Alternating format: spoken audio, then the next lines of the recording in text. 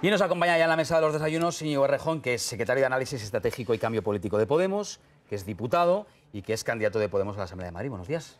¿Qué tal? Buenos días. ¿Cómo está? Bien, muy bien. ¿Cuántas cosas han cambiado en poco tiempo, no? Sí, vivimos una especie de acumulación de semanas históricas, ¿no? Como que pasan demasiadas cosas en demasiado poco tiempo. Sí, se mueven las cosas, pero bien. O sea, en mi opinión, que se mueven las cosas después de 2 años de una especie de bloqueo que estaba pudriendo la política española es una buena noticia, es una noticia prometedora. ¿Le gusta lo que ve de momento del gobierno de Sánchez? Bueno, yo creo que ha dado gestos positivos y en todo caso nosotros estamos atentos a los hechos, a las concreciones. Creo que va empezando a haber una sintonía. El otro día la reunión entre Pablo Iglesias y Pedro Sánchez así lo demostró, y luego el gobierno ha hecho cosas de sentido común que creo que cualquier gobierno con algo de respeto al Parlamento habría hecho. Ha levantado el veto a más de 20 medidas que nosotros teníamos registradas y que en la mesa anterior, o sea, la mesa del Congreso y el Ejecutivo tenían vetado. Parece que va a permitir que empecemos a abordar algunas de las cuestiones fundamentales que eran inaplazables y que dormían el sueño de los justos, que tenemos que blindar las pensiones y subirlas al menos lo que suban los precios, que hay que avanzar hacia permisos iguales e intransferibles de maternidad y de paternidad, que tenemos una lacra con la precariedad y que hay que enfrentarla. Yo no creo que este gobierno lo vaya a resolver todo. El gobierno del cambio va a tener que salir de las urnas y del mandato popular de los españoles. Pero mientras tanto, este gobierno me parece que desbloquea la situación política en España y permite que afrontemos, bueno, pues la corrección de algunos de los elementos en los que habíamos retrocedido más. En igualdad entre los españoles y en salud de nuestra democracia habíamos retrocedido décadas. Bueno, pues ahora podemos comenzar a corregirlo. Hay varias cosas que dijo Pedro Sánchez que haría y antes de llegar al gobierno y que ahora dice que o no tiene apoyos o no tiene tiempo. Pues le hablo de derogar, por ejemplo, la reforma laboral o, en fin, otras medidas como la ley de seguridad ciudadana, en fin, que aún no sabemos si finalmente querrá abordar o no, o la propia reforma de la financiación autonómica. Y hay otras cosas que no dijo que haría, pero que inmediatamente después anunció que sí, como por ejemplo intentar agotar la legislatura. ¿Esto le parecen contradicciones o le parece que, bueno, que es lógico que una vez que uno llega al gobierno y se encuentra con los papeles reales de lo que hay, pues que cambie de opinión? Empiezo por la última, si te parece bien, con la cuestión de la... o si le parece bien, perdón. Puedes tutearme, claro que sí. Es que como conmigo pasa siempre que se me tutea. Y a mí también. Me sale. Con respecto a la duración de la legislatura, sí. Dentro de menos de un año tenemos elecciones municipales y autonómicas y europeas, sí, que tienen especificidad, que la gente vota en términos locales, autonómicos y europeos, y que yo creo que tienen que ser respetadas. No sé eso cuánto margen deja para que las siguientes, las generales, sean en año y medio o en 2 años. A mí lo que me preocupa es que se llene de contenido. El problema de estos casi 3 años de legislatura de Rajoy no han sido que hayan sido 3 años. Ha sido que es una legislatura vacía, que es una legislatura en un cierto sentido fallida. Si alguien tuviera que decir cuál ha sido la gran obra de gobierno de Rajoy en estos 3 años, no sale. A mí lo que me preocupa no es tanto la duración, me preocupa el contenido, que la llenemos. Y para llenarla hay que colaborar. He oído al gobierno decir que ahora no se puede, o que cree que no tiene los apoyos para derogar la reforma laboral. Yo creo que los tiene. Y creo que si volvemos a poner en marcha el mismo espíritu de colaboración, de escucha y de sentido común y de pragmatismo que permitió la moción de censura que nos libró del Rajoy y del Partido Popular de la Gürtel, se tiene. ¿Cree que debería intentarlo al menos? Creo que debería intentarlo, pero también reconozco que si considera que la relación de fuerzas entre grupos parlamentarios no le permite echar atrás una reforma laboral que ha hecho que los españoles hoy trabajemos en peores condiciones, más precarios, con peores sueldos, bueno, por lo menos hay que deshacer los aspectos más negativos. Digo lo mismo para la ley Mordaza, la ley de seguridad ciudadana. Yo creo que hay una mayoría que quiere derogar una ley que Amnistía Internacional dijo que era un retroceso en derechos y libertades. ¿Que no la hay? Bueno, pues se matizan, se transforman sus aspectos más lesivos y nosotros seguiremos trabajando para empujar más. Tengo la sensación de que este gobierno es en buena medida como una bicicleta. Su estabilidad depende de que avance. Está bien la política de gestos, pero la política de gestos dura un tiempo. El resto del tiempo y de la legislatura se llena con avances que sean más decididos y más valientes. Y si toma la senda de avances decididos y valientes en redistribución de la riqueza y en saneamiento democrático, estamos deseando encontrarnos y nos va a encontrar como una fuerza de apoyo sólida. Este gobierno es como una bicicleta, me lo voy a apuntar. Si así dicho, digamos hay que explicarlo. Que su estabilidad depende de que avance, de que se atreva. Aquí mismo dijo Pablo Iglesias que sin los apoyos parlamentarios este gobierno se le va a hacer un calvario a Pedro Sánchez. ¿Algo cambió después de la reunión que mantuvieron hace semana y media? Bueno, yo creo que en esa reunión se vio mayor sintonía y que va calando una idea que es de sentido común, que es que hay que colaborar, que las fuerzas que tienen intereses en algún punto compartidas tienen que colaborar. Yo creo que nosotros tenemos un proyecto de transformación para España más profundo y más ambicioso del que tiene el Partido Socialista. Pero en los puntos en los que estemos de acuerdo, pues hay que aprender a colaborar. Pero lo digo con el Partido Socialista y lo digo en general, digamos, como frontispicio de la nueva etapa política en España. Yo creo que en España ahí tenemos un puzzle deshecho y la única forma de rehacerlo es colaborando y hablando entre todas las fuerzas. Lo raro es esta situación como de trincheras e incomunicación de la que veníamos. La hemos podido desbloquear gracias al entendimiento entre fuerzas. Bueno, pues con pragmatismo, con sentido común y poco a poco, pero vayamos practicándolos. Y yo creo que hay muchas cosas que se pueden ir haciendo y que pueden empezar a restituir una parte de los derechos que la gestión nefasta de la crisis le robó a muchos españoles. Pedro Sánchez se reúne hoy con el lehendakari Urkullu casi a la misma hora en la que Pablo Iglesias se reúne en el Palau de la Generalitat con Quim Torra. Y nos preguntábamos aquí, yo quiero preguntar directamente, ¿son reuniones, si no tanto pactadas, acompasadas? Es decir, ¿Pedro Sánchez está informado de que Pablo Iglesias iba a reunir, por ejemplo, con Quim Torra o no? Sí, pero no están acompasadas, han coincidido.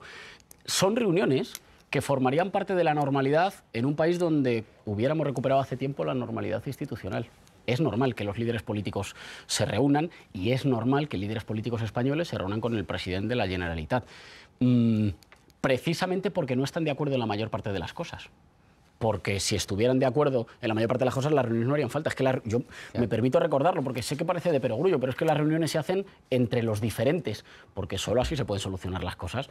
Y en el caso de la reunión entre Pablo Iglesias y Quim Torra, pues busca ayudar a un escenario de normalización en la que las instituciones españolas y las instituciones catalanas vuelvan a hablar entre sí. A mí no se me ocurre ninguna otra receta para ir solucionando un conflicto político que no solo ha tenido atascada la vida política catalana, ha tenido atascada la vida política española, porque en nuestro país no se podía discutir de nada solo, digamos, por el bloqueo político o por el conflicto político en Cataluña. Para mí forman parte de la normalidad institucional. Hablemos de Madrid y se abro la mesa porque ya nos quedamos no sin tiempo, vamos bien. ¿Cómo van los trabajos de su candidatura para Madrid después de aquel equipo de integración que presentaron con Tania Sánchez, con Ramón Espinar? ¿Siente que van todos remando en la misma dirección? Acabamos de cerrar las primarias municipales, sí, que es un paso más después del gran respaldo que recibí y que recibimos para la candidatura para presidir la Comunidad de Madrid. Me parece que en toda España soplan mejores vientos de cambio y de posibilidad de mayoría de las fuerzas progresistas. Pero eso se va a tener que concretar dentro de un año, en el 19, municipio a municipio y comunidad a comunidad. Y creo que hay muy buenas perspectivas. Creo que en la Comunidad de Madrid hemos sufrido una especie de desgobierno que ha acabado cayendo en una situación bochornosa, la situación que acompañó a la caída de Cifuentes, y por tanto a desvelar en realidad que su gobierno había sido un conjunto de operaciones de marketing. Y que podemos tener un gobierno que haga a Madrid despegar, porque Madrid ha tenido durante demasiado tiempo el freno de mano puesto y podemos sustituir la improvisación, los sobrecostes y los pelotazos por una apuesta decidida por el talento de los madrileños, por sus servicios públicos y por la cohesión territorial y social, ecológicamente sostenible, que si no, no va a haber futuro en el largo plazo. Soy muy optimista al respecto y tenemos un año para trabajar, un año de escuchar, un año de recabar propuestas, de elaborar y de presentar una alternativa de transformación, pero al alcance de la mano, razonable. Ángel Garrido llegaba como presidente provisional, ni siquiera confirmado como candidato del Partido Popular para las próximas elecciones, y anunciaba hace pocas fechas una bajada de impuestos. Ahora me cuentan que acaba de anunciar que ha anunciado una rebaja en las tasas universitarias. ¿Cómo lo interpreta? Ángel Garrido ha heredado una situación complicada, ¿no? Porque llega en una situación, digamos, muy frágil del Partido Popular de la Comunidad de Madrid, a la que se suma ahora una situación muy frágil del Partido Popular en toda España. El Partido Popular tiene que decidir qué quiere ser en la nueva etapa política en España, y puede ser diferentes cosas. Yo creo que está sometido a una inmensa presión porque ha tenido que abrir procesos de primarias. A mí me parece bien que los abra, pero preferiría que no los hubiera tenido que abrir por la causa que ha sido por la Gürtel. Si es la corrupción la que les ha obligado a abrir procesos de primarias, en las primarias lo que tendríamos que estar escuchando es cuáles son las propuestas de los candidatos para evitar la misma corrupción que ha hecho que se acabe marchando Mariano Rajoy. Y yo no estoy escuchando nada de eso. No me meto en los procesos internos de otros partidos, pero creo que a todos nos vendría bien un Partido Popular regenerado, diferente, que tenga una relación diferente con lo público y con las instituciones. A la espera de que lo tengamos, Yo soy respetuoso con las decisiones que vayan tomando. Muchas preguntas que formularle a Íñigo Errejón. Empezamos por Elsa García de Blas y os recuerdo que cuanta más breves sean las preguntas, Elsa, pues más respuestas. Vale, voy al grano. Obtendremos del invitado. Buenos días. ¿Qué tal? Vamos a ver, Podemos es el apoyo fundamental para el gobierno de Pedro Sánchez, para su estabilidad. Hablaba de esa metáfora de la bicicleta. Pero yo querría saber si ustedes están de acuerdo en que Pedro Sánchez agote la legislatura y, en caso contrario, ¿de qué depende que Podemos le retirara o no el apoyo a Pedro Sánchez para seguir gobernando? Gracias. Nunca he creído que, o nunca he sido de los que creen que en política cuanto peor, mejor. Siempre he querido exactamente lo contrario, que cuanto mejor, mejor. Yo creo que el nuevo gobierno ha llegado a la Moncloa entre unas expectativas mucho más grandes, muy superiores a su apoyo electoral o a su número de parlamentarios. Ha despertado expectativas en sectores muy diferentes de la sociedad española y las tiene que satisfacer. Y esas expectativas son expectativas de equilibrar la balanza social, que se nos ha descompensado mucho entre una minoría de españoles que han ganado muchísimo y la inmensa mayoría que han retrocedido en condiciones de vida, y son de recuperar la dignidad y la normalidad de las instituciones. Esa es una hoja de ruta que yo creo que una inmensa mayoría de españoles espera, y nosotros vamos a empujar para esa ruta. Estoy convencido que nos vamos a encontrar, pero nuestro apoyo depende de avanzar en esa ruta, y ponemos tareas concretas en las que además creemos que nos vamos a entender. Cuando decimos que hay que blindar las pensiones y que suban al mismo nivel que suben los precios, eso es un compromiso que toda España entiende, que es de sentido común, que sería volver a las directrices fundamentales del Pacto de Toledo y que el Gobierno podría emprender. Mientras siga por ese camino, nosotros estaremos encantados de ser una fuerza que sostiene y que empuja. Con respecto a la duración, ya digo, estamos hablando de si va a ser 1 año y medio o 1 año y 9 meses. Eso le corresponde al Gobierno y yo ahí no me meto. Lo que a mí me importa es que no la tiremos en balde. El problema de Rajoy no ha sido que no haya tenido tiempo, ha sido que no la ha llenado. A mí me preocupan más los contenidos que los plazos, y en los contenidos creo que podemos avanzar. ¿Este Gobierno lo puede cambiar todo? No, pero puede cambiar cosas sustanciales para que lleguemos con un aire más respirable y en un país más saludable a las próximas elecciones, primero municipales y autonómicas y después a las próximas generales, que es de donde tendrá que salir, en definitiva, digamos, el futuro gobierno de España. Pito. Sí, buenos días, señor Errejón. Días. Vamos a ver, ¿no temen ustedes que este apoyo al Partido Socialista, al gobierno de Sánchez, acabe siendo para Podemos el abrazo del oso y al final obtenga unos magníficos resultados? Porque, claro, estar en el poder siempre te da un plus, sobre todo cuando es en tan corto espacio de tiempo. No hay casi tiempo al desgaste, y acabe llevándose por delante a lo mejor las expectativas electorales que tienen ustedes. Y una segunda parte, usted sabe que siempre el PSOE acaba haciendo una OPA entre los cuadros de la izquierda. Lo hizo en su día, gran parte de los dirigentes que después tuvo el PSOE vinieron del Partido Comunista. ¿No teme también que pueda haber después, ante un partido socialista potente, un corrimiento de mando de cuadros de Podemos hacia el PSOE? Hasta yo he entendido la pregunta.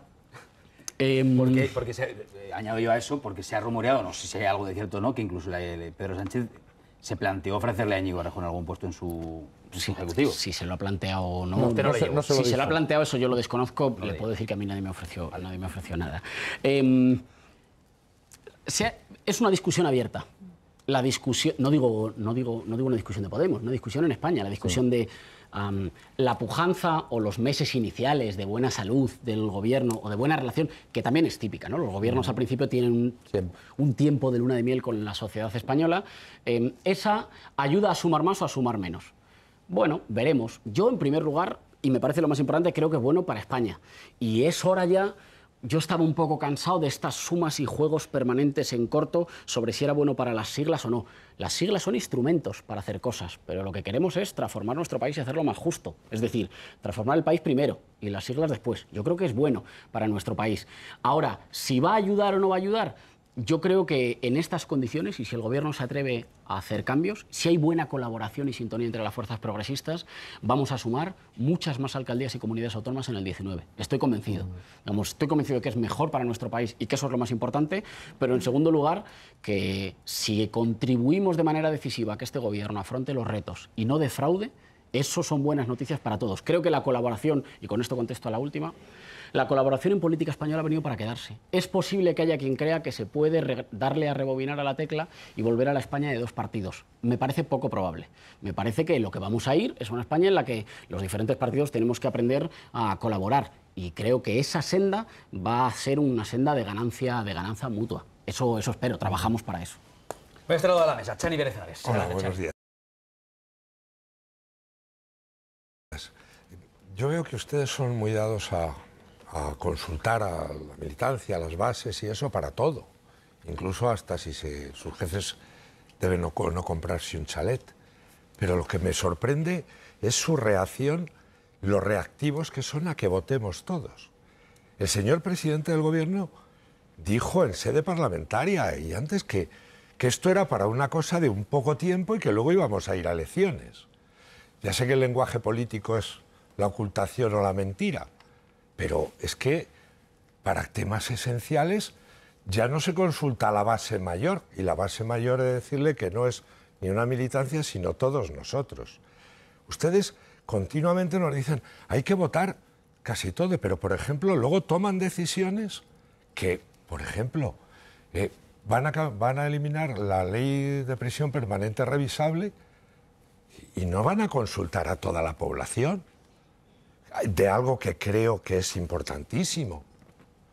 Y lo último, estaba su líder hoy en Cataluña y está diciendo que el derecho a decidir sobre aquello solo les pertenece a los catalanes y no a nosotros.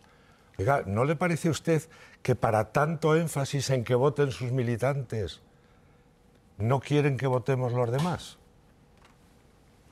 Confieso que no me ha quedado exactamente muy claro. Pues mire, que de la misma manera se lo voy a hacer.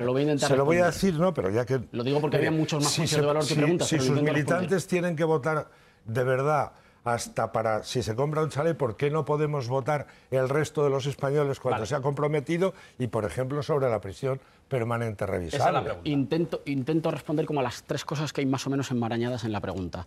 Con respecto a la cuestión de la prisión permanente revisable, o sea, de la cadena perpetua, creo que hay cuestiones en derechos y garantías que tienen que ser discutidas con un poco más de cuidado. Y no estoy de acuerdo en someter a referéndum cuestiones de libertades y de garantías y de derechos humanos básicos.